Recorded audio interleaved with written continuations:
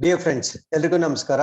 ಜ್ಞಾನಗಂಗೋತ್ರಿ ವತಿಯಿಂದ Karnataka police sub inspector ಪರೀಕ್ಷೆಗೆ ಸಂಬಂಧಪಟ್ಟಂತೆ ಆಲ್ ಕರ್ನಾಟಕ ಟೆಸ್ಟ್ ಚಾಲೆಂಜ್ ನ 27 ಫೆಬ್ರವರಿ ಅಂದ್ರೆ ನಾಳೆ ಬೆಳಿಗ್ಗೆ 10:30ಕ್ಕೆ ಜೆಜಿಸ್ ಆನ್ಲೈನ್ ಕ್ಲಾಸಸ್ ಅಪ್ಲಿಕೇಶನ್ ಮುಖಾಂತರ ಸಾಮಾನ್ಯ ಜ್ಞಾನ ಅಂದ್ರೆ ಪತ್ರಿಕೆ 2 ಗೆ ಸಂಬಂಧಪಟ್ಟಂತೆ ಹೊಸ ಪ್ಯಾಟರ್ನ್, ಸೊ ನ್ಯೂ ಪ್ಯಾಟರ್ನ್ ನ ಪ್ರಕಾರ 100 ಪ್ರಶ್ನೆಗಳ ಒಂದು ಟೆಸ್ಟ್ ಚಾಲೆಂಜ್ ನ ಕಂಡಕ್ಟ್ ಮಾಡ್ತಾ ಇದ್ದೀವಿ. ಸೊ ಇದರಲ್ಲಿ ಫಸ್ಟ್ ಪ್ಲೇಸ್ ಬಂದವರಿಗೆ 5,000, second place 3,000 and third place ಬಂದವರಿಗೆ 2,000 rupees ಕ್ಯಾಶ್ ರಿವಾರ್ಡ್ ನ ನಾವು ಕೊಡ್ತಾ ಇದ್ದೀವಿ.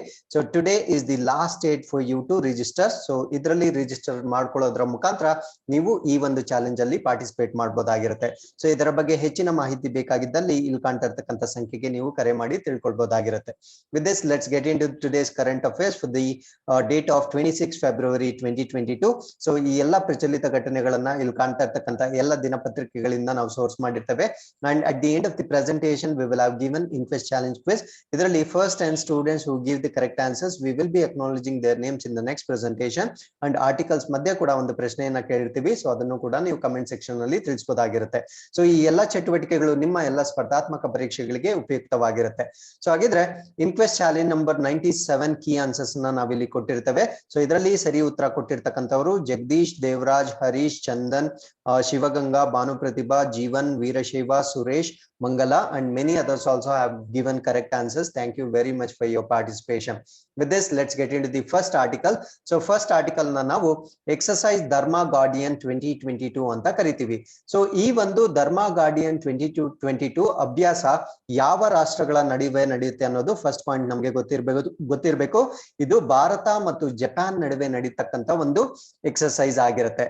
ಸೊ ಈ ಒಂದು ಎಕ್ಸರ್ಸೈಸ್ ಈ ವರ್ಷ ಎಲ್ಲಿ ನಡೀತಾ ಇದೆ ಅಂತ ನಿಮ್ಗೆ ಪ್ರಶ್ನೆ ಕೇಳಿದ್ರೆ ವೆರಿ ಇಂಪಾರ್ಟೆಂಟ್, ಬಿಕಾಸ್ ಇದು ಕರ್ನಾಟಕದಲ್ಲಿ ಆಗ್ತಾ ಇರೋದ್ರಿಂದ ಸೊ ಈ ಕಾಂಪೊನೆಂಟ್ ನಮ್ಗೆ ಬಹಳ ಇಂಪಾರ್ಟೆಂಟ್ ಆಗುತ್ತೆ. ಸೊ ಕರ್ನಾಟಕದ ಬೆಳಗಾವಿಯಲ್ಲಿ ಈ ಒಂದು ಎಕ್ಸರ್ಸೈಸ್ ನಡೀತಾ ಇದೆ. ಬೆಳಗಾವಿಯಲ್ಲಿ ಎಲ್ಲಿ ಅಂದ್ರೆ ಫಾರಿನ್ ಟ್ರೈನಿಂಗ್ ನೋಡ್ ಅಂತ ಕರಿತೀವಿ, ಅಂದ್ರೆ ವಿದೇಶಿ ತರಬೇತಿ ನೋಡ್ ಬೆಳಗಾವಿಯಲ್ಲಿ ಈ ಒಂದು ಎಕ್ಸರ್ಸೈಸ್ ಈ ವರ್ಷ ನಡೀತಾ ಇದೆ.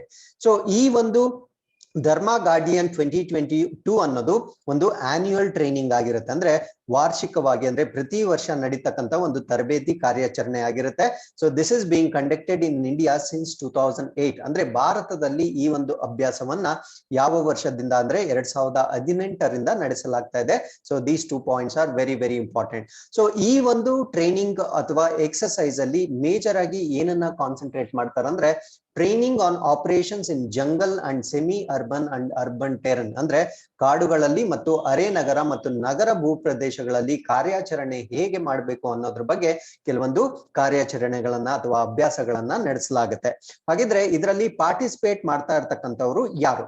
ಭಾರತ ದೇಶದ ಕಡೆಯಿಂದ 15th Battalion, the Maratha light infantry regiment of the Indian army, ಅಂದ್ರೆ ಭಾರತದ ಕಡೆಯಿಂದ ಭಾರತದ ಸೇನೆಯ ಮರಾಠ ಲೈಟ್ ಇನ್ಫ್ಯಾಂಟ್ರಿ ರೆಜಿಮೆಂಟ್ ಅವರು ಪಾರ್ಟಿಸಿಪೇಟ್ ಮಾಡ್ತಾ ಇದ್ದಾರೆ. ಇದು 15ನೇ ಬೆಟಾಲಿಯನ್ಗೆ ಸೇರಿರ್ತಕ್ಕಂಥ ಒಂದು ರೆಜಿಮೆಂಟ್ ಆಗಿರುತ್ತೆ. ಹಾಗಿದ್ರೆ ಜಪಾನ್ ನ ಕಡೆಯಿಂದ 30th infantry regiment of the Japanese ground self defence, ಅದನ್ನ JGSDF ಅಂತ ಕರಿತೀವಿ.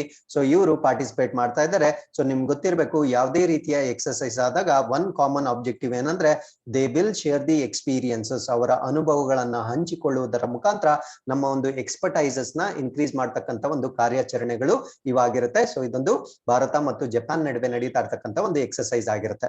With this let's get into the second article. So second article ಒಂದು ಪ್ರಶಸ್ತಿ ಅಥವಾ ಅವಾರ್ಡ್ಸ್ ಬಗ್ಗೆ ಡಿಸ್ಕಸ್ ಮಾಡೋಣ. ಆ ಪ್ರಶಸ್ತಿ ಯಾವುದು ಅಂದ್ರೆ ಏಜಿಸ್ ಗ್ರಹಂ ಬೆಲ್ ಪ್ರಶಸ್ತಿಗಳ ಬಗ್ಗೆ ಡಿಸ್ಕಸ್ ಮಾಡೋಣ. ಸೊ ಹಾಗಿದ್ರೆ ಗ್ರಹಂ ಬೆಲ್ ಯಾರು ಅಂತ ಕೇಳಿದ್ರೆ ಅವ್ರು ಏನ್ ಡಿಸ್ಕವರ್ ಮಾಡಿದ್ರು ಅನ್ನೋದನ್ನ ನೀವು ಕಮೆಂಟ್ ಸೆಕ್ಷನ್ ಅಲ್ಲಿ ತಿಳಿಸಬೇಕಾಗಿರುತ್ತೆ. ಸೊ ಅವರ ಡಿಸ್ಕವರಿಗೆ ಸಂಬಂಧಪಟ್ಟಂತೆ ಅದೇ ಇಲಾಖೆಗೆ ಸಂಬಂಧಪಟ್ಟಂತ ಪ್ರಶಸ್ತಿಗಳನ್ನ ಕೊಟ್ಟಿರ್ತಾರೆ. ಹಾಗಿದ್ರೆ ಯಾವ ಒಂದು ಇಲಾಖೆಯಲ್ಲಿ ಅಥವಾ ಯಾವ ಒಂದು ಕಾಂಪೊನೆಂಟ್ಗೆ ಪ್ರಶಸ್ತಿಗಳು ಬಂದಿದೆ ಅಂದ್ರೆ ಸಿ ಡಾಟ್ ಅಂತ ಹೇಳ್ತೀವಿ. ವಾಟ್ ಇಸ್ ಸಿ ಡಾಟ್ ಅಂದ್ರೆ centre for development of telematics ಅಂತ ಕರಿತೀವಿ. ಸೊ ಈ ಒಂದು centre for development of telematics ಇದೊಂದು ಭಾರತದ ಸರ್ಕಾರದ ಒಂದು ಪ್ರಧಾನ ಟೆಲಿಕಾಂ ರಿಸರ್ಚ್ ಅಂಡ್ ಡೆವಲಪ್ಮೆಂಟ್ ಕೇಂದ್ರವಾಗಿರುತ್ತೆ. ಅಂದ್ರೆ it is telecom research and development centre of the government of India.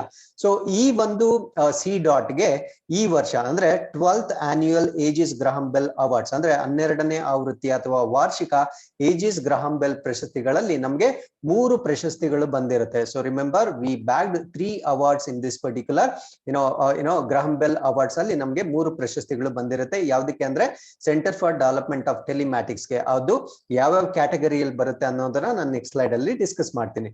But holistically ನಮ್ಗೆ ಯಾಕೆ ಈ ಪ್ರಶಸ್ತಿಗಳು ಬಂದಿದ್ದಾವೆ ಅಂದ್ರೆ for indigenously design and developed innovative telecom solutions, ಅಂದ್ರೆ ಸ್ಥಳೀಯವಾಗಿ ನಾವು ವಿನ್ಯಾಸಗೊಳಿಸಿರ್ತಕ್ಕಂಥ ಮತ್ತು ಅಭಿವೃದ್ಧಿ ಪಡಿಸಿರ್ತಕ್ಕಂಥ ಕೆಲವೊಂದು ಟೆಲಿಕಾಂ ಪರಿಹಾರಗಳಿಗಾಗಿ 3 ಪ್ರಶಸ್ತಿಗಳನ್ನ ನಾವು ಪಡೆದುಕೊಂಡಿರ್ತೇವೆ. ಹಾಗಿದ್ರೆ ಆ 3 ಪ್ರಶಸ್ತಿಗಳು ಯಾವ ಯಾವ ಒಂದು ಕಾಂಟ್ರಿಬ್ಯೂಷನ್ಗೆ ಕೊಟ್ಟಿದ್ದಾರೆ ಅಂತ ಚೆಕ್ ಮಾಡೋದಾದ್ರೆ, ಫಸ್ಟ್ ಒನ್ ಯಾವ ಕ್ಯಾಟಗರಿ ಅಂದ್ರೆ tech for social good category ಅಂತ ಕರಿತೀವಿ. ಅಂದ್ರೆ ಈ ಸಮಾಜಕ್ಕಾಗಿ ಒಳ್ಳೆಯದನ್ನ ಮಾಡ್ಲಿಕ್ಕೆ ಮಾಡಿರ್ತಕ್ಕಂಥ ಒಂದು ಡೆವಲಪ್ಮೆಂಟ್ ನ ಕ್ಯಾಟಗರಿ ಅಥವಾ ವಿಭಾಗದಲ್ಲಿ ಕೊಡ್ತಕ್ಕಂಥ ಒಂದು ಪ್ರಶಸ್ತಿಯನ್ನ, ಸೊ ಅದನ್ನ ನಾವು indigenously early warning platform for indigenous early warning platform for disaster management and preparedness. So ವಿಪತ್ತು ನಿರ್ವಹಣೆ ಮತ್ತು ಸಿದ್ಧತೆಗಾಗಿ ಸ್ಥಳೀಯವಾಗಿ ಆರಂಭಿಕ ಎಚ್ಚರಿಕೆ ವೇದಿಕೆ ಒಂದು ಪ್ಲಾಟ್ಫಾರ್ಮ್ ನ ಅವರು ಪ್ರಿಪೇರ್ ಮಾಡಿರ್ತಾರೆ ಅಥವಾ ಡೆವಲಪ್ ಮಾಡಿರ್ತಾರೆ. So this is definitely for the social good, ಸಮಾಜಕ್ಕೆ ಒಳ್ಳೆಯದಾಗ್ತಕ್ಕಂಥ ಒಂದು ಡಿಸ್ಕವರಿ ಆಗಿರುತ್ತೆ. ಯಾಕಂದ್ರೆ ಡಿಸಾಸ್ಟರ್ ಮ್ಯಾನೇಜ್ಮೆಂಟ್ ಅಂದ್ರೆ we know how much of the damage that is going to cause. So ಇದನ್ನ ಅರ್ಲಿ ವಾರ್ನಿಂಗ್ ಸಿಸ್ಟಮ್ ಅಂದ್ರೆ ಡೆಫಿನೆಟ್ಲಿ ಇದು ಸಮಾಜಕ್ಕೆ ಒಳ್ಳೆಯದಾಗ್ತಕ್ಕಂಥ ಒಂದು ಕಾಂಪೊನೆಂಟ್ ಆಗಿರುತ್ತೆ. ಸೊ ಅದಕ್ಕೆ ಈ ಒಂದು ಅರ್ಲಿ ವಾರ್ನಿಂಗ್ ಪ್ಲಾಟ್ಫಾರ್ಮ್ಗೆ ಈ ಪ್ರಶಸ್ತಿ ಅಂದ್ರೆ ಫಸ್ಟ್ ಪ್ರೈಸ್ ಬಂದಿರುತ್ತೆ. ಸೊ ಎರಡನೇದು ಯಾವ ಕ್ಯಾಟಗರಿಯಲ್ಲಿ ಅಂದ್ರೆ ಇನೋವೇಟಿವ್ ಇನ್ ಲಾಕ್ಡೌನ್ ಮ್ಯಾನೇಜ್ಮೆಂಟ್, ಅಂದ್ರೆ ಈ COVID-19 ಲಾಕ್ಡೌನ್ ಏನಾಗಿತ್ತು ಅದರ ನಿರ್ವಹಣೆಗೆ ಒಂದು ನವೀನವಾದ ಪ್ರಯತ್ನ. ಈ ಒಂದು ಕ್ಯಾಟಗರಿಯಲ್ಲಿ unified platform for secure messaging and calling solutions, ಅಂದ್ರೆ ಸುರಕ್ಷಿತ ಸಂದೇಶ ಕಳುಹಿಸುವಿಕೆ ಮತ್ತು ಕರೆ ಪರಿಹಾರಕ್ಕಾಗಿ ಏಕೀಕೃತ ವೇದಿಕೆ, ಅಂದ್ರೆ ಕಾನ್ಫಿಡೆನ್ಷಿಯಲ್ ಮ್ಯಾಟರ್ಸ್ ನ ಕಮ್ಯುನಿಕೇಶನ್ ಏನಾಗಿರುತ್ತೆ, ಸೊ ಅದಕ್ಕೊಂದು ಕಾಲಿಂಗ್ ಸೊಲ್ಯೂಷನ್ಸ್ ನ ಇವರು ಡಿಸ್ಕವರ್ ಮಾಡಿರ್ತಾರೆ. ಅದನ್ನ ನಾವು unified platform for secure messaging, ಸಂದೇಶಗಳನ್ನ ಕಳಿಸ್ಲಿಕ್ಕೆ ಮತ್ತು ಕಾಲಿಂಗ್ ಸೊಲ್ಯೂಷನ್ಸ್ ಅಥವಾ ಈ ಒಂದು ಕರೆಗಳನ್ನ ಮಾಡ್ಲಿಕ್ಕೆ ಒಂದು ಪ್ಲಾಟ್ಫಾರ್ಮ್ ನ ಡಿಸೈನ್ ಮಾಡಿರ್ತಾರೆ. ಸೊ ಯಾಕಂದ್ರೆ ಇದನ್ನೆಲ್ಲ ನಾವು ಇಂಡಿಜಿನಿಯಸ್ಲಿ ಪ್ರಿಪೇರ್ ಮಾಡ್ಕೊಳ್ಬೇಕಾಗುತ್ತೆ. ಈ ತರ ಕಾನ್ಫಿಡೆನ್ಷಿಯಲ್ ಥಿಂಗ್ಸ್ ನ ಎಕ್ಸ್ಚೇಂಜ್ ಮಾಡ್ಕೊಳ್ಳಿಕ್ಕೆ ಸಪೋಸ್ ನಾವ್ ಯಾವ್ದಾದ್ರು ಥರ್ಡ್ ಪಾರ್ಟಿ ಸೋರ್ಸಸ್ ನ ಯೂಸ್ ಮಾಡ್ಕೊಂಡ್ರೆ ನಮ್ ಡೇಟಾ ಲೀಕ್ ಆಗ್ತಕ್ಕಂತ ಎಲ್ಲಾ ಚಾನ್ಸಸ್ ಇರುತ್ತೆ. ಸೊ ಅದರಿಂದ it is a good contribution. So ಆ ಒಂದು ಕಾಂಪೊನೆಂಟ್ ನ ನಾವೇನಂತ ಕರಿತೀವಿ ಅಂದ್ರೆ C.ಸಂವಾದ್ ಅಂತ ಕರಿತೀವಿ. For example the third category ಏನು ಅಂದ್ರೆ preventive measures to combat COVID-19, ಅಂದ್ರೆ COVID-19 ಅನ್ನು ಎದುರಿಸಲು ತಡೆಗಟ್ಟುವ ಕ್ರಮಗಳು. ಈ ಒಂದು ಕ್ಯಾಟಗರಿಯಲ್ಲಿ C.ಕ್ವಾರಂಟೈನ್ ಅಲರ್ಟ್ ಸಿಸ್ಟಮ್ ಅನ್ನೋದನ್ನ ಒಂದು ಡೆವಲಪ್ ಮಾಡಿರ್ತಾರೆ. ಸೊ ಈ C.ಕ್ವಾರಂಟೈನ್ ಅಲರ್ಟ್ ಸಿಸ್ಟಮ್ಗೆ COVID-19 ಅನ್ನ ಎದುರಿಸ್ತಕ್ಕಂತ ತಡೆಗಟ್ಟುವ ಕ್ರಮಗಳ ಒಂದು ಕ್ಯಾಟಗರಿಯಲ್ಲಿ ನಮ್ಗೆ ಮತ್ತೆ ಮೊದಲನೇ ಸ್ಥಾನ ಬಂದಿರುತ್ತೆ. ಸೊ ಈ 3 ಪ್ರಶಸ್ತಿಗಳು ಮತ್ತೆ ಆ 3 ಡೆವಲಪ್ಮೆಂಟ್ಸ್ ಬಗ್ಗೆ ನಮ್ಗೆ ಗೊತ್ತಿರಬೇಕಾಗಿರುತ್ತೆ. With this let's get into the third article. So this is about rare Mughal era coin, ಅಂದ್ರೆ ಮೊಘಲರ ಕಾಲದ ಒಂದು ಅಪರೂಪದ ನಾಣ್ಯ ಇವಾಗ ಆಕ್ಷನ್ ಆಗ್ತಾ ಇದೆ ಅಥವಾ ಹರಾಜು ಪ್ರಕ್ರಿಯೆ ನಡೀತಾ ಇದೆ. ಸೊ ಈ ಒಂದು ನಿಟ್ಟಿನಲ್ಲಿ ಈ ಕಾಯಿನ್ ಬಗ್ಗೆ ಕಂಪ್ಲೀಟ್ ಡಿಸ್ಕಷನ್ ಮಾಡ್ತಾ ಬರೋಣ. ಸೊ ಇದು ₹1 ಸಿಲ್ವರ್ ಕಾಯಿನ್ ಆಗಿರುತ್ತೆ. That is stuck at Kabul mint by Shahjahan. So ಇದನ್ನ ಎಲ್ಲಿ ಮುದ್ರಣ ಮಾಡಿರ್ತಾರೆ ಅಂದ್ರೆ ಸೊ ಕಾಬೂಲ್ ಮಿಂಟ್, ಕಾಬೂಲ್ ನಲ್ಲಿ ಇದನ್ನ ಕಾಬೂಲ್ ಟಂಕಸಾಲೆಯಲ್ಲಿ ಇದನ್ನ ಮುದ್ರಣ ಮಾಡಿರ್ತಾರೆ. ಸೊ ಇದನ್ನ ಮುದ್ರಣ ಮಾಡಿರೋರು ದೊರೆ ಯಾರು ಅಂದ್ರೆ ಶಹಜಹಾನ್ ಅವರು ಇದನ್ನ ಮುದ್ರಣ ಮಾಡಿರ್ತಾರೆ. ಸೊ ಏನಕ್ಕೆ ಮುದ್ರಣ ಮಾಡ್ತಾರೆ ಅಂದ್ರೆ to declare rebellion against his father Jahangir in 1627, ಅಂದ್ರೆ 1627ರಲ್ಲಿ ತನ್ನ ತಂದೆ ಜಹಂಗೀರನ ವಿರುದ್ಧ ದಂಗೆಯನ್ನು ಘೋಷಿಸಲು ಶಹಜಹಾನ್ ರವರು ಈ ಒಂದು ಬೆಳ್ಳಿ ನಾಣ್ಯಗಳನ್ನ ಅವರು ಪ್ರಿಂಟ್ ಮಾಡಿರ್ತಾರೆ. ಸೊ ಪ್ರಸ್ತುತವಾಗಿ they are going under hammer in Bengaluru. Hammer ಅಂದ್ರೆ ಅದನ್ನ ಸುತ್ತಿಗೆ ಕೆಳಗಡೆ ಹಾಕ್ತಾರೆ ಅಂತಲ್ಲ, ಸೊ ಅದನ್ನ ಬೆಂಗಳೂರಿನಲ್ಲಿ ಹರಾಜು ಪ್ರಕ್ರಿಯೆ ನಡೆಸಲಾಗ್ತಾ ಇದೆ. ಸೊ ಇಲ್ಲಿ ನಾವೇನ್ ಅರ್ಥ ಮಾಡ್ಕೊಳ್ಬೇಕಂದ್ರೆ ಸೊ ಜಹಂಗೀರ್, ಸೊ ಜಹಂಗೀರ್ ಯಾರ ಫಾದರ್ ಆಗಿರ್ತಾರೆ ಅಂದ್ರೆ ಶಹಜಹಾನ್ ರವರ ಫಾದರ್ ಆಗಿರ್ತಾರೆ. ಸೊ ಜಹಂಗೀರ್ ಆಳ್ವಿಕೆ ನಡೆಸ್ತಾ ಇದ್ದಕ್ಕಂತ ಸಮಯದಲ್ಲೇ, ಅಂದ್ರೆ ಅವ್ರಿನ್ನು ಕೈಂಡ್ ಆಫ್ ಅವರೊಂದು ಆಳ್ವಿಕೆಯನ್ನ ಬಿಟ್ಟಿರೋದಿಲ್ಲ, ಅಂದ್ರೆ ಅಡ್ಮಿನಿಸ್ಟ್ರೇಷನ್ ಇನ್ನು ಆಕ್ಟಿವ್ ಆಗಿ ಇರುವಾಗ್ಲೇನೆ ಸೊ ಅವರ ಮಗ ಆಗಿರ್ತಕ್ಕಂತ ಶಹಜಹಾನ್ ಅನ್ನೋರು ಆ ಒಂದು ಆಡಳಿತವನ್ನ ತನ್ನ ಕೈಗೆ ತೆಗೆದುಕೊಳ್ಳಬೇಕು ಅನ್ನೋ ಒಂದು ಆಸೆಯಿಂದ ಏನ್ ಮಾಡ್ತಾರಂದ್ರೆ ಅವರು ಆಳ್ವಿಕೆಯಲ್ಲಿದ್ದಾಗೆ ಅವರ ಒಂದು ಭಾವಚಿತ್ರ ಇರ್ತಕ್ಕಂಥ ಶಹಜಹಾನ್ ರವರ ಒಂದು ಚಿತ್ರ ಇರ್ತಕ್ಕಂಥ ನಾಣ್ಯಗಳನ್ನ ಪ್ರಿಂಟ್ ಮಾಡೋದ್ರ ಮುಖಾಂತರ ಅವರು ತನ್ನ ತಂದೆಯ ವಿರುದ್ಧವೇ ಒಂದು ಡಾಮಿನೇಷನ್ ನ ಎಕ್ಸ್ಪ್ರೆಸ್ ಮಾಡ್ತಕ್ಕಂತ ಒಂದು ಹಿಸ್ಟಾರಿಕಲ್ ಡೆವಲಪ್ಮೆಂಟ್ ಇದಾಗಿರುತ್ತೆ. ಸೊ ಈ ಒಂದು ಕಾಯಿನ್ ಇವಾಗ ಏನು ಆ ಕಾಯಿನ್ ಅವ್ರು ಏನ್ ಪ್ರಿಂಟ್ ಮಾಡಿರ್ತಾರೆ ಅಥವಾ ಅದನ್ನ ಮಿಂಟ್ ಮಾಡಿಸಿರ್ತಾರೆ, ಸೊ ಅದರ ಒಂದು ಹರಾಜು ಪ್ರಕ್ರಿಯೆ ಬೆಂಗಳೂರಲ್ಲಿ ನಡೀತಾ ಇದೆ. So this is for the very first time that the coin which was minted just before the death of Jahangir has surfaced in the public. ಅಂದ್ರೆ ಸೊ ಪ್ರಪ್ರಥಮ ಬಾರಿಗೆ ಜಹಾಂಗೀರ್ ಸಾಯುವ ಮುನ್ನ ಮುದ್ರಿಸಲಾದ ನಾಣ್ಯ ಸಾರ್ವಜನಿಕವಾಗಿ ಕಾಣಿಸಿಕೊಂಡಿರ್ತಕ್ಕಂಥದ್ದು ಇದೇ ಮೊದಲ ಬಾರಿಯಾಗಿರುತ್ತೆ. ಸೊ ಅದು ಈ ಒಂದು ನಾಣ್ಯದ ಒಂದು ವಿಶೇಷತೆ ಆಗಿರುತ್ತೆ. The coin has been stuck at Kabul in the name of Khurram. So ಈ ಒಂದು ಕಾಯಿನ್ ನಾನು ಮುಂಚೆನೆ ಹೇಳಿದೆ ಫಸ್ಟ್ ಪ್ಯಾರಾಗ್ರಾಫ್ ಅಲ್ಲಿ ಎಲ್ಲಿ ಅದನ್ನ ಟಂಕಸಾಲೆ, ಯಾವ ಟಂಕಸಾಲೆಯಲ್ಲಿ ಅದನ್ನ ಪ್ರಿಂಟ್ ಮಾಡಿದ್ರು ಅಂದ್ರೆ ಕಾಬೂಲ್ ಅಲ್ಲಿ ಅದು ಪ್ರಿಂಟ್ ಆಗಿರುತ್ತೆ. ಸೊ ಆ ಒಂದು ಪ್ರಿಂಟ್ ಆಗಿರ್ತಕ್ಕಂಥ ಕಾಯಿನ್ ಮೇಲೆ ಯಾವ ಹೆಸರು ಇರುತ್ತೆ ಅಂದ್ರೆ ಕುರ್ರಂ ಅಂತ ಹೆಸರಿರುತ್ತೆ. ಸೊ ಈ ಕುರ್ರಂ ಅಂದ್ರೆ ಏನು ಅಂತ ಕೇಳ್ಬೋದು. So Khurram is the earlier name of Shah Jahan. So ಶಹಜಹಾನ್ಗೆ ಇನ್ನೊಂದು ಮುಂಚೆ ಒಂದು ಹೆಸರಿರುತ್ತೆ, ಅದನ್ನ ನಾವು ಕುರ್ರಂ ಅಂತ ಕರಿತೀವಿ. So very very important. So what is the earlier name of Shah Jahan ಅಂದ್ರೆ ಅದನ್ನ ಕುರ್ರಂ ಅಂತ ನಿಮ್ಗೆ ಗೊತ್ತಿರಬೇಕು. ಸೊ ಈ ಒಂದು ಈ ಒಂದು ಡೆವಲಪ್ಮೆಂಟ್ ಆಗೋದಿಕ್ಕೆ ಪ್ರಮುಖ ಕಾರಣ ಏನಂದ್ರೆ it is the struggle between brothers. ಅಂದ್ರೆ ಈ ಒಂದು ಈ ಜಹಾಂಗೀರ್ ಮತ್ತೆ ಶಹಜಹಾನ್ ಮತ್ತೆ ಅವರ ತಮ್ಮ ಅವರ ಒಂದು ಅಧಿಕಾರದ ಒಂದು ಆಸೆ ಏನಿರುತ್ತೆ, ಸೊ ಆ ಒಂದು ಪವರ್ ಸ್ಟ್ರಗಲ್ ನ ಡಾಮಿನೇಟ್ ಮಾಡ್ಲಿಕ್ಕೆ ಪ್ರಿಂಟ್ ಮಾಡಿರ್ತಕ್ಕಂಥ ಒಂದು ಕಾಯಿನ್ ಆಗಿರುತ್ತೆ. So coin is printed by Jahangir. So power struggle between Jahangir and his first son Khurram. So Jahangir ಮತ್ತು ಅವನ ಮೊದಲ ಮಗ ಕುರ್ರಂ. ಕುರ್ರಂ ಅಂದ್ರೆ ನಿಮ್ಗೆ ಗೊತ್ತಿರ್ಬೇಕು, ಶಹಜಹಾನ್ಗೆ ನಾವು ಕುರ್ರಂ ಅಂತ ಕರಿತೀವಿ. ಸೊ ಅವರ ನಡುವಿನ ಅಧಿಕಾರದ ಹೋರಾಟದಲ್ಲಿ ಈ ನಾಣ್ಯವು ಪ್ರಮುಖ ಅಂಶವಾಗಿತ್ತು. So this coin is also known as rebellion issue. So ಈ ಕಾಯಿನ್ ಅನ್ನ ನಾವು ದಂಗೆಯ ಸಮಸ್ಯೆ ಅಂತ ಕರಿತೀವಿ. Very very simple. ಈ ಕಾಯಿನ್ ಪ್ರಿಂಟ್ ಮಾಡಿದ್ದೆ ಅವರು ಶಹಜಹಾನ್ ತಮ್ಮ ಡಾಮಿನೇಷನ್ ನ ತೋರಿಸ್ಲಿಕ್ಕೆ. ಸೊ ಅದಕ್ಕೆ ಈ ಕಾಯಿನ್ ನ ನಾವು ರೆಬೆಲಿಯನ್ ಇಶ್ಯೂ ಅಂತ ಕರಿತೀವಿ. So they were struck to declare Khurram as the emperor even though his father Jahangir was the ruler. So ನಾ ಮುಂಚೆನೆ ಹೇಳಿದಾಗೆ ಇವತ್ತು ಜಹಾಂಗೀರ್ ರವರ ಶಹಜಹಾನ್ ರವರ ತಂದೆ ಜಹಾಂಗೀರ್ ರವರು ಇನ್ನೂ ಆಡಳಿತಗಾರನಾಗಿದ್ದಾಗಲೇ ಈ ಖುರ್ರಂ ಅಥವಾ ಶಹಜಹಾನ್ ರವರು ಏನ್ ಮಾಡ್ತಾರಂದ್ರೆ ಈ ಕಾಯಿನ್ ನ ಪ್ರಿಂಟ್ ಮಾಡೋದ್ರ ಮುಖಾಂತರ ಸೊ ಅವರ ತಂದೆಯ ಅಧಿಕಾರವನ್ನ ದುರ್ಬಲಗೊಳಿಸ್ತಕ್ಕಂತ ಒಂದು ಅಟೆಂಪ್ಟ್ ಆಗಿರುತ್ತೆ. ಅದಾದ್ಮೇಲೆ ಜಹಾಂಗೀರ್ ಏನ್ ಮಾಡ್ತಾರೆ, ಸೊ ಈ ಕಾಯಿನ್ಸ್ ನ ಪ್ರಿಂಟ್ ಮಾಡಿದ್ಮೇಲೆ ಜಹಾಂಗೀರ್ ಅಂದ್ರೆ ಶಹಜಹಾನ್ ರವರ ತಂದೆ ಏನ್ ಮಾಡ್ತಾರಂದ್ರೆ ಅವ್ರು ಸುಮ್ನೆ ಇರೋದಿಲ್ಲ. ಸೊ ಅವರು ಪ್ರಿಂಟ್ ಮಾಡಿರ್ತಕ್ಕಂಥ ಕಾಬೂಲ್ ಅಲ್ಲಿ ಪ್ರಿಂಟ್ ಮಾಡಿರ್ತಕ್ಕಂಥ ಕಾಯಿನ್ಸ್ ಏನ್ ಮಾಡ್ತಾರಂದ್ರೆ ಅವರು ಡೆಸ್ಟ್ರಾಯ್ ಮಾಡ್ತಾರೆ. ಸೊ ಅವರು ನಾಶ ಪಡಿಸಿರ್ತಾರೆ. ಸೊ ಎಷ್ಟೇ ನಾಶ ಪಡಿಸಿದ್ರು ಎರಡು ಕಾಯಿನ್ಸ್ ಏನಾಗಿರುತ್ತಂದ್ರೆ ನಾಶಪಡಿಸ್ಲಿಕ್ಕೆ ಆಗಿರೋದಿಲ್ಲ. ಅಂದ್ರೆ ಅವು ಅವ್ರ ಕೈಗೆ ಸಿಕ್ಕಿರೋದಿಲ್ಲ. ಆ ಎರಡು ಕಾಯಿನ್ಸ್ ಅಲ್ಲಿ ಒಂದು ಕಾಯಿನ್ ನ ಇವಾಗ ಹರಾಜು ಪ್ರಕ್ರಿಯೆಯಲ್ಲಿ ಅದನ್ನ ಸೇಲ್ ಮಾಡ್ತಾ ಇದ್ದಾರೆ. ಸೊ ಇನ್ನೊಂದು ನಾಣ್ಯವನ್ನ ಯಾರೋ ಖಾಸಗಿಯವರ ಒಂದು ವಶದಲ್ಲಿ ಇದೆ ಅಂತ ಹೇಳಲಾಗ್ತಾ ಇದೆ. So this is under some private person ಅವರ ಕಲೆಕ್ಷನ್ ಅಲ್ಲಿ ಇದೆ ಅಂತ ಹೇಳ್ತಾ ಇದ್ದಾರೆ. ಇನ್ನೊಂದು ಕಾಯಿನ್ ಏನು ಅನ್ಡೆಸ್ಟ್ರಾಯ್ಡ್ ಇತ್ತೋ ಅದು ಬೆಂಗಳೂರಿನಲ್ಲಿ ಈಗ ಹರಾಜು ಪ್ರಕ್ರಿಯೆ ನಡೀತಾ ಇದೆ. ಸೊ ಈ ಖುರ್ರಂ ಅಂತ ಯಾರು ಹೆಸರು ಕೊಡ್ತಾರೆ ಅಂತ ನಿಮ್ಗೆ ಪ್ರಶ್ನೆ ಕೇಳ್ಬೋದು. ಶಹಜಹಾನ್ಗೆ ಮುಂಚಿನ ಹೆಸರು ಖುರ್ರಂ ಅಂತ ನಾವ್ ಏನ್ ಹೇಳ್ತಾ ಇದ್ವಿ. ಸೊ ಈ ಹೆಸರನ್ನ ಕೊಟ್ಟವ್ರು ಯಾರು ಅಂದ್ರೆ ಶಹಜಹಾನ್ ರವರ ಗ್ರ್ಯಾಂಡ್ ಫಾದರ್ ಅಕ್ಬರ್ ಅವರು ಈ ಒಂದು ಹೆಸರನ್ನ ಕೊಟ್ಟಿರ್ತಾರೆ. ಶಹಜಹಾನ್ ರವರ ಅಜ್ಜ ಅಕ್ಬರ್ ಅವರು ಈ ಹೆಸರನ್ನ ಕೊಟ್ಟಿರ್ತಾರೆ.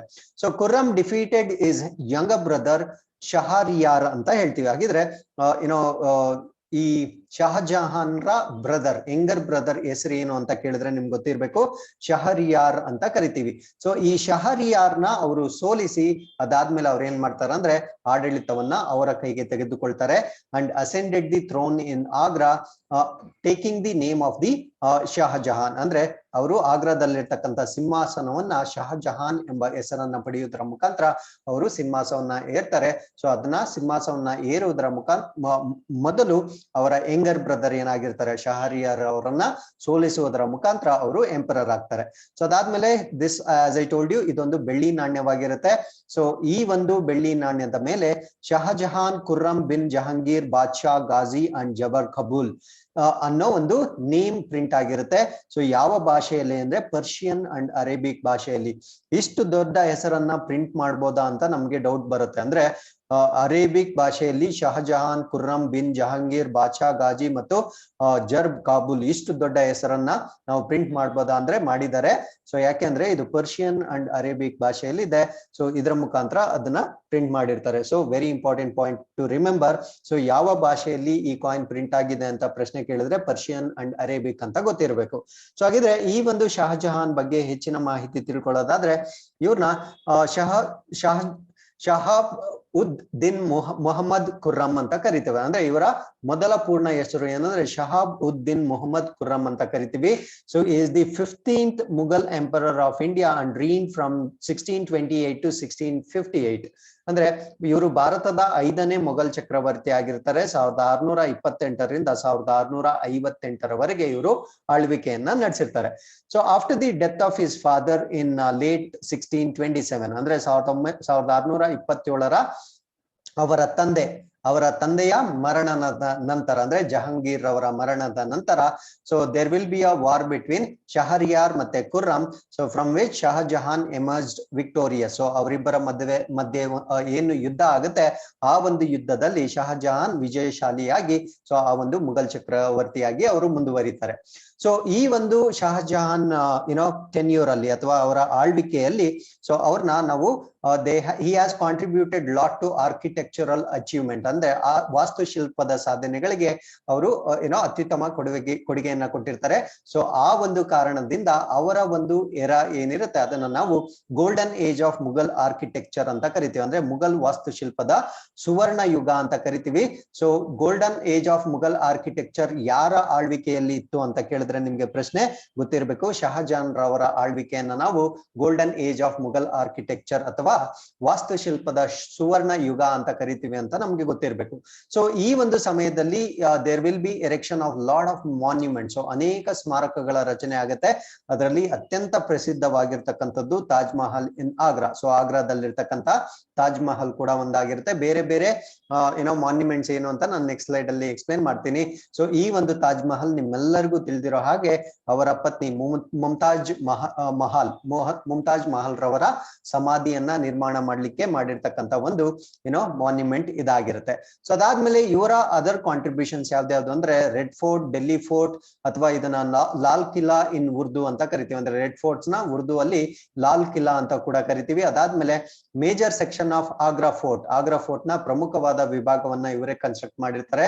ಅದಾದ್ಮೇಲೆ Jama Masjid, Wazir Khan mosque, then Moti Masjid, the Shalimar Garden, sections of Lahore Fort, Muhammad Khan Mosque in Peshawar, ಮತ್ತೆ mini Qutub Minar in Hastsal and Jahangir mausoleum is father's tomb.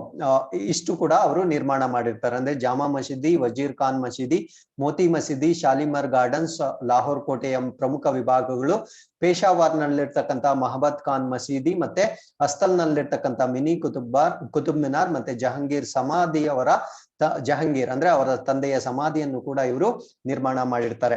So ಅದಾದ್ಮೇಲೆ ಶಹಜಹಾನ್ ಮಾಸ್ಕ್ ಇನ್ ತತ್ತ ಸಿಂಧ್ ಪ್ರಾವಿಷನ್ಸ್ ಆಫ್ ಪಾಕಿಸ್ತಾನ ಅಂದ್ರೆ ಪಾಕಿಸ್ತಾನದ ಸಿಂಧ್ ಪ್ರಾಂತ್ಯದಲ್ಲಿರ್ತಕ್ಕಂಥ ತಟ್ಟಾದಲ್ಲಿರ್ತಕ್ಕಂಥ ಶಹಜಹಾನ್ ಮಸೀದಿಯನ್ನು ಕೂಡ 1647ರಲ್ಲಿ ಶಹಜಹಾನ್ ರವರ ಆಳ್ವಿಕೆಯಲ್ಲಿ ನಿರ್ಮಾಣವಾಗಿರುತ್ತೆ. ಇವೆಲ್ಲ ಸೊ ಇವರು ವಾಸ್ತುಶಿಲ್ಪ ಅಥವಾ ಇವರ ಒಂದು ರೀನಲ್ಲಿ ಕನ್ಸ್ಟ್ರಕ್ಷನ್ ಆಗಿರ್ತಕ್ಕಂಥ ಮಾನ್ಯುಮೆಂಟ್ಸ್ ಅಥವಾ ಪ್ರಮುಖವಾದ ಪ್ಲೇಸಸ್ ಆಗಿರುತ್ತೆ. ಸೊ ಅದಾದ್ಮೇಲೆ ಏನಾಗುತ್ತೆ ಅಂದ್ರೆ now it is the turn of Shah Jahan sons. ಶಹಜಹಾನ್ಗೆ 4 ಜನ ಮಕ್ಕಳಿರ್ತಾರೆ. ಆ 4 ಜನ ಮಕ್ಕಳಲ್ಲಿ ಥರ್ಡ್ ಸನ್ ಯಾರಿರ್ತಾರೆ ಸೊ ದಿ ಔರಂಗಜೇಬ್ 3ನೇ ಮಗನನ್ನ ನಾವು ಔರಂಗಜೇಬ್ ಅಂತ ಕರಿತೀವಿ. He emerge victorious and usurped his father's throne. So ಅವರು ತಂದೆಯನ್ನ ಮತ್ತೆ ಇವ್ರು ಹೇಗೆ ಅವ್ರ ತಂದೆ ಮೇಲೆ ಅವೆಂಜ್ ಮಾಡಿದ್ರೋ ಅದೇ ರೀತಿ ಶಹಜಹಾನ್ ರವರ 4 ಮಕ್ಕಳಲ್ಲಿ 3ನೇ ಮಗ ಔರಂಗಜೇಬ್ನವರು ಸೊ ಇವರು ತನ್ನ ತಂದೆಯ ಮೇಲೆ ವಿಜಯಶಾಲಿಯಾಗಿ ಮತ್ತೆ ಅವರ ತಂದೆಯಿಂದ ಸಿಂಹಾಸನವನ್ನ ಅವರು ಆಕ್ರಮಿಸಿಕೊಳ್ತಾರೆ. ಸೊ ಅದಾದ್ಮೇಲೆ ಶಹಜಹಾನ್ ಏನಾಗುತ್ತಂದ್ರೆ ಅವ್ರಿಗೆ ಇಲ್ನೆಸ್ ಆಗುತ್ತೆ, ಅವರು ಕಾಯಿಲೆಗೆ ಈಡಾಗ್ತಾರೆ. ಸೊ ಅವರು ಕಾಯಿಲೆಗೆ ಈಡಾದ್ಮೇಲೆ ಮತ್ತೆ ಅವರು ರಿಕವರ್ ಆಗ್ತಾರೆ, ಅನಾರೋಗ್ಯದಿಂದ ಚೇತರಿಸಿಕೊಳ್ತಾರೆ. ಸೊ ಚೇತರಿಸಿಕೊಂಡ್ರು ಕೂಡ ಎಂಪರರ್ ಔರಂಗಜೇಬ್ ಏನ್ ಮಾಡಿರ್ತಾರೆ ಅಂದ್ರೆ he has put his father under house arrest in Agra fort from July 1658 until his death in January 1666. ಅಂದ್ರೆ ಸೊ ಚಕ್ರವರ್ತಿ ಔರಂಗಜೇಬ್ ತನ್ನ ತಂದೆಯನ್ನು ಆಗ್ರಾ ಕೋಟೆಯಲ್ಲಿ ಅಂದ್ರೆ ಅವರು ಕಟ್ಟಿರ್ತಕ್ಕಂಥ ಕೋಟೆನೆ ಆಗ್ರಾ ಕೋಟೆಯಲ್ಲಿ ಜುಲೈ 1658ರಿಂದ ಜನವರಿ 1666 66 ಅಂದ್ರೆ ಅವರ ನಿಧನ ಆಗುವವರೆಗೂ ಅವ್ರನ್ನ ಗೃಹ ಬಂಧನದಲ್ಲಿ ಇರಿಸಿರ್ತಾರೆ. ಸೊ ಇವ್ರ ತಂದೆಗೆ ಏನು ಏನೋ ಇವೆಂಟ್ಸ್ ಏನೇನು ರಿಪೀಟ್ ಆಗಿರುತ್ತೋ ಅಂದ್ರೆ ಆಸ್ ಬಿ ಸೇ ಕರ್ಮ ರಿಪೀಟ್ಸ್, ಸೊ ಸೇಮ್ ಥಿಂಗ್ ಅವರ ಮಕ್ಕಳಿಂದ ಅವರು ಅದೇ ರೀತಿಯ ಹಿಂಸೆಯನ್ನ ಅನುಭವಿಸ್ಬೇಕಾಗತ್ತೆ. ಸೊ ಅದಾದ್ಮೇಲೆ he was laid to rest next to his wife in Taj Mahal. So ಅದಾದ್ಮೇಲೆ ಅವರ ನಿಧನ ಹೊಂದಿದ ನಂತರ ತಾಜ್ ಮಹಲ್ ಅಲ್ಲಿ ಅವರ ಪತ್ನಿಯ ಪಕ್ಕದಲ್ಲಿ ಇವರ ಅಂತ್ಯಕ್ರಿಯೆಯನ್ನ ನಡೆಸಲಾಗುತ್ತೆ. ಸೊ ಇಷ್ಟು ಇಶ್ಯೂಸ್ ನಮ್ಗೆ ಈ ಒಂದು ಶಹಜಹಾನ್ ರಿಲೇಟೆಡ್ ಮತ್ತೆ ಈ ಕಾಯಿನ್ ಬಗ್ಗೆ ತಿಳಿದಿರ್ಬೇಕಾಗಿರುತ್ತೆ. With this let's get into the fourth article. This is about ministry of micro small and medium enterprises. So ಸಣ್ಣ ಮತ್ತು ಮಾಧ್ಯಮ ಉದ್ಯಮಗಳ ಸಚಿವಾಲಯಕ್ಕೆ ಸಂಬಂಧಪಟ್ಟಂತೆ ಒಂದು ಕ್ರೆಡಿಟ್ ಕಾರ್ಡ್ ನ ಇಶ್ಯೂ ಮಾಡ್ತಾ ಇದ್ದಾರೆ. ಅದನ್ನ ನಾವು MSME ರೂಪೇ ಕ್ರೆಡಿಟ್ ಕಾರ್ಡ್ ಅಂತ ಕರಿತೀವಿ. So this is launched in association with union Bank of India. So ಈ ಒಂದು ಮಿನಿಸ್ಟ್ರಿ ಏನಿರುತ್ತೆ ಅಂದ್ರೆ MSME ಮಿನಿಸ್ಟ್ರಿ ಏನಿರುತ್ತೆ, ಸೊ ಈ ಒಂದು MSME ರೂಪೇ ಕ್ರೆಡಿಟ್ ಕಾರ್ಡ್ ನ ಯೂನಿಯನ್ ಬ್ಯಾಂಕ್ ಆಫ್ ಇಂಡಿಯಾದ ಸಹಯೋಗದೊಂದಿಗೆ ಇದನ್ನ ಲಾಂಚ್ ಮಾಡಿರ್ತಾರೆ. ಆ ಒಂದು ಪರ್ಪಸ್ ಏನು ಅಂತ ನಾನು ನೆಕ್ಸ್ಟ್ ಹೇಳ್ತೀನಿ. ಸೊ ಈ ಯೂನಿಯನ್ ಬ್ಯಾಂಕ್ ಆಫ್ ಇಂಡಿಯಾ ಇನ್ನೊಂದು ಯೂನಿಟ್ ಜೊತೆ ಅಸೋಸಿಯೇಷನ್ ಆಗಿರುತ್ತೆ. ಅದನ್ನ ನಾವು NPCI ಅಂತ ಕರಿತೀವಿ. So that is nothing but national payments cooperation of India. ಅಂದ್ರೆ national payments of cooperation of India ಮತ್ತೆ ಯೂನಿಯನ್ ಬ್ಯಾಂಕ್ ಆಫ್ ಇಂಡಿಯಾ ಇವರಿಬ್ಬರು ಸಹಯೋಗದೊಂದಿಗೆ MSME ಸಚಿವಾಲಯ ಏನ್ ಮಾಡಿರುತ್ತೆ ಅಂದ್ರೆ MSME ರೂಪೇ ಕ್ರೆಡಿಟ್ ಕಾರ್ಡ್ಸ್ ನ ಲಾಂಚ್ ಮಾಡಿರುತ್ತೆ. ಈ MSME ಕ್ರೆಡಿಟ್ ಕಾರ್ಡ್ಸ್ ನ ಒಂದು ಪರ್ಪಸ್ ಏನು ಅಂದ್ರೆ to meet their business related operational expenses. ಅಂದ್ರೆ ಈ ಉದ್ಯಮಗಳೇನಿರುತ್ತೆ ಆ ಉದ್ಯಮಗಳಿಗೆ ತಮ್ಮ ವ್ಯಾಪಾರಕ್ಕೆ ಸಂಬಂಧಿಸಿದ ಕೆಲವೊಂದು ಕಾರ್ಯಾಚರಣೆಗಳ ವೆಚ್ಚಗಳನ್ನ ಪೂರೈಸಲಿಕ್ಕೆ ಸಾಲ ಕೊಡ್ತಕ್ಕಂತ ಒಂದು ಕಾರ್ಡ್ ನ ನಾವು MSME ರೂಪೇ ಕ್ರೆಡಿಟ್ ಕಾರ್ಡ್ ಅಂತ ಕರಿತೀವಿ. ಸೊ ಈ ಒಂದು ಕ್ರೆಡಿಟ್ ಕಾರ್ಡ್ ನ ಮುಖಾಂತರ ಯಾರ್ಯಾರಿಗೆ ಈ ಕ್ರೆಡಿಟ್ ಕಾರ್ಡ್ ಇರುತ್ತೆ ಅಥವಾ ಎಲಿಜಿಬಲ್ ಇರ್ತಾರೋ they can take interest free credit for the period up to 50 days on their business spends. ಅಂದ್ರೆ MSME ಸಾಲಗಾರರು ತಮ್ಮ ವ್ಯಾಪಾರದ ಖರ್ಚುಗಳ ಮೇಲೆ 50 ದಿನಗಳವರೆಗೆ ಬಡ್ಡಿ ಮುಕ್ತ ಕ್ರೆಡಿಟ್ ಅಥವಾ ಸಾಲವನ್ನ ತೆಗೆದುಕೊಳ್ಳಿಕ್ಕೆ ಇದು ಅನುವು ಮಾಡಿಕೊಳ್ಳುತ್ತೆ. So with this let's get into the next article. This is about IVFRT. So ಏನಿದು IVFRT ಅಂದ್ರೆ immigration visa foreigner registration tracking. ಅಂದ್ರೆ ವಲಸೆ ವೀಸಾ ವಿದೇಶಿಯರ ನೋಂದಣಿಯರ ಟ್ರ್ಯಾಕಿಂಗ್ ಏನಿರುತ್ತೆ ಈ ಯೋಜನೆಯನ್ನ ಮುಂದುವರಿಸಲಿಕ್ಕೆ ಕೇಂದ್ರ ಸರ್ಕಾರ ಅನುಮೋದನೆ ಕೊಟ್ಟಿರುತ್ತೆ. ಹಾಗಿದ್ರೆ ಈ ಒಂದು ಯೋಜನೆ ಬಗ್ಗೆ IVFRT ಬಗ್ಗೆ ಕಂಪ್ಲೀಟ್ ಮಾಹಿತಿಯನ್ನ ತಿಳ್ಕೊಳ್ತಾ ಬರೋಣ. ಸೊ IVFRT ಅಂದ್ರೆ as I told you immigration visa foreigner registration tracking system ಅಂತ ಕರಿತೀವಿ. ಸೊ ಇದನ್ನ ಮತ್ತೆ 5 ವರ್ಷಗಳಿಗೆ ಈ ಒಂದು ಯೋಜನೆಯನ್ನ ಮುಂದುವರಿಸಿರ್ತಾರೆ. ಅಂದ್ರೆ ಈ ಒಂದು ಯೋಜನೆ ನೆಕ್ಸ್ಟ್ ಇವಾಗ 2026 ಮಾರ್ಚ್ 31ರವರೆಗೂ ಇದು ಲಾಗು ಇರಲಿದೆ. ಸೊ ಇದನ್ನ ಮುಂದುವರಿಸಿರ್ತಾರೆ. ಸೊ ಇದರ ಮೇನ್ ಆಬ್ಜೆಕ್ಟಿವ್ ಅಥವಾ ಉದ್ದೇಶವೇನು ಅಂದ್ರೆ IVFRT ಯ ಪ್ರಮುಖ ಉದ್ದೇಶ ಏನು ಅಂದ್ರೆ modernisation and upgradation of immigration and visa services. ಅಂದ್ರೆ ಸೊ ಇದು ವಲಸೆ ಮತ್ತು ವೀಸಾ ಸೇವೆಗಳ ಆಧುನೀಕರಣ ಮತ್ತು ಉನ್ನತೀಕರಣ ಮಾಡ್ಲಿಕ್ಕೆ ಮಾಡಿರ್ತಕ್ಕಂಥ ಒಂದು ಸರ್ವಿಸ್ ಆಗಿರುತ್ತೆ. ಅಂದ್ರೆ ವೀಸಾ ಅಂದ್ರೆ ಸೊ ಸ್ಟೇ ಮಾಡ್ಲಿಕ್ಕೆ ಬೇಕಾಗಿರ್ತಕ್ಕಂಥ ಪರ್ಮಿಷನ್ ಅದನ್ನೆಲ್ಲ ಮಾಡರ್ನೈಸ್ ಮಾಡ್ತಕ್ಕಂಥದ್ದು ಮತ್ತೆ ಅಪ್ಗ್ರೇಡ್ ಮಾಡ್ತಕ್ಕಂಥ ಒಂದು ಉಪಕ್ರಮವನ್ನ ನಾವು IVFRT ಅಂತ ಕರಿತೀವಿ. ಸೊ ಇದರ ಒಂದು ಏಮ್ ಅಥವಾ ಗುರಿಗಳೇನು ಅಂದ್ರೆ to provide a secure and integrated service delivery framework and strengthen national security. ಎರಡು ಇಂಪಾರ್ಟೆಂಟ್ ಪಾಯಿಂಟ್. ಒಂದು ರಾಷ್ಟ್ರೀಯ ಭದ್ರತೆಯನ್ನು ನಾವು ಬಲಪಡಿಸಲು. ಅಂದ್ರೆ ಇವಾಗ ಫಾರಿನ್ ಇಂದ ಅನೇಕ ವ್ಯಕ್ತಿಗಳು ಬರ್ತಾ ಇರ್ತಾರೆ. ಸೊ ಅದರಲ್ಲಿ ನಮ್ಗೆ ಥ್ರೆಟ್ ಕೂಡ ಇರ್ಬೋದು. ಸೊ ನಮ್ಮ ಒಂದು ನ್ಯಾಷನಲ್ ಸೆಕ್ಯೂರಿಟಿ ಅಥವಾ ರಾಷ್ಟ್ರೀಯ ಭದ್ರತೆಗೆ ಥ್ರೆಟ್ ಕೂಡ ಇರ್ಬೋದು. ಅದನ್ನ ಪ್ರಿವೆಂಟ್ ಮಾಡ್ಲಿಕ್ಕೆ ಮಾಡಿರ್ತಕ್ಕಂಥ ಒಂದು ಉಪಕ್ರಮವಾಗಿರುತ್ತೆ. ಅದರ ಜೊತೆ ಬರ್ತಕ್ಕಂಥ ಪ್ರಯಾಣಿಕರಿಗೆ ಅನುಕೂಲವಾಗುವಂತೆ ಸುರಕ್ಷಿತ ಮತ್ತು ಸಮಗ್ರ ಸೇವೆಯನ್ನ ವಿತರಣೆ ಮಾಡ್ತಕ್ಕಂಥ ಒಂದು ಉಪಕ್ರಮವಾಗಿರುತ್ತೆ. ಅಂದ್ರೆ ನಮ್ಗೆ ಏನ್ ಅಡ್ವಾಂಟೇಜ್ ಆಗುತ್ತೆ ಅಂದ್ರೆ ನ್ಯಾಷನಲ್ ಸೆಕ್ಯೂರಿಟಿನ ನಾವು ಎನ್ಶೂರ್ ಮಾಡ್ಕೊಳ್ಬಹುದು. ಟ್ರಾವೆಲರ್ಸ್ಗೆ ಏನು ಹೆಲ್ಪ್ ಆಗುತ್ತೆ ಅಂದ್ರೆ ಅವ್ರಿಗೆ ಒಂದು ಸೆಕ್ಯೂರ್ ಮತ್ತೆ ಇಂಟಿಗ್ರೇಟೆಡ್ ಸರ್ವಿಸ್ ಅಂದ್ರೆ ಸುರಕ್ಷಿತ ಮತ್ತು ಸಮಗ್ರ ಸೇವೆಯನ್ನ ಕೊಡ್ಲಿಕ್ಕೆ ಇದು ಉಪಯೋಗವಾಗುತ್ತೆ. ಸೊ ಅದಾದ್ಮೇಲೆ ಈ this project has a global outreach. ಅಂದ್ರೆ ಇದಕ್ಕೊಂದು ಜಾಗತಿಕ ಒಂದು ಔಟ್ರೀಚ್ ಅಥವಾ ಪ್ರಭಾವವನ್ನು ಹೊಂದಿರುತ್ತೆ. And seeks to interlink and optimise functions relating to immigration, visa issuance, registration of foreigners and tracking of their movement. So ಇಲ್ಲಿ ವಲಸೆ ಮತ್ತು ವೀಸಾ ನೀಡಿಕೆ ಅಂದ್ರೆ it is not just functioning in India. ಅಂದ್ರೆ ಭಾರತದಲ್ಲಿ ಮಾತ್ರ ಇದು ಕಾರ್ಯನಿರ್ವಹಿಸ್ತಾ ಇಲ್ಲ. ಸೊ ಇದಕ್ಕೊಂದು ಗ್ಲೋಬಲ್ ಔಟ್ರೀಚ್ ಇರುತ್ತೆ. ಡೆಫಿನೆಟ್ಲಿ ಇದು ಗ್ಲೋಬಲ್ ಔಟ್ರೀಚ್ ಇದ್ರೆ ಮಾತ್ರ ನಾವು ಟ್ರ್ಯಾಕ್ ಮಾಡ್ಲಿಕ್ಕೆ ಸಾಧ್ಯ ಆಗುತ್ತೆ. Because it's involves only the travel of foreigners ಆಗಿರೋದ್ರಿಂದ ಸೊ ಜಾಗತಿಕ ಪ್ರಭಾವ ಕಂಪಲ್ಸರಿ ಇರಲೇಬೇಕಾಗುತ್ತೆ. ಸೊ ಇದರಲ್ಲಿ ವಲಸೆ ಮತ್ತು ವೀಸಾ ನೀಡುವಿಕೆ ಮತ್ತೆ ವಿದೇಶಿಯರ ನೋಂದಣಿ, ಭಾರತದಲ್ಲಿ ಅವರ ಚಲನವಲನ ಸಾಧನಗಳನ್ನ ಟ್ರ್ಯಾಕಿಂಗ್ ಗೆ ಸಂಬಂಧಿಸಿದಂತೆ ಕಾರ್ಯಗಳನ್ನು ಇಂಟರ್ಲಿಂಕ್ ಮಾಡಲು ಮತ್ತು ಆಪ್ಟಿಮೈಸ್ ಮಾಡಲು ಪ್ರಯತ್ನಿಸಿರ್ತಕ್ಕಂಥ ಒಂದು ಉಪಕ್ರಮ ಇದಾಗಿರುತ್ತೆ. ಸೊ ಇವಾಗ ಇದನ್ನ ಮತ್ತೆ 5 years ಗೆ ಎಕ್ಸ್ಟೆಂಡ್ ಮಾಡಿರೋದ್ರಿಂದ ಇದು ಮತ್ತೆ ಸುದ್ದಿಯಲ್ಲಿರ್ತಕ್ಕಂಥ ಒಂದು ಚಾನ್ಸ್ ಆಗಿರುತ್ತೆ. So with this we have completed all the articles of the day. So we have come to InFest challenge number 98. So you can pause the video here, go through the questions and give us the answers. So ಇಲ್ಲಿಗೆ ಇವತ್ತಿನ ಪ್ರಚಲಿತ ಘಟನೆಗಳು complete ಆಗಿರುತ್ತೆ. So once again I'll meet you with Sundays and Mondays current affairs on Monday. So till then keep reading, be safe, thanks for watching. ಎಲ್ರಿಗೂ ನಮಸ್ಕಾರ.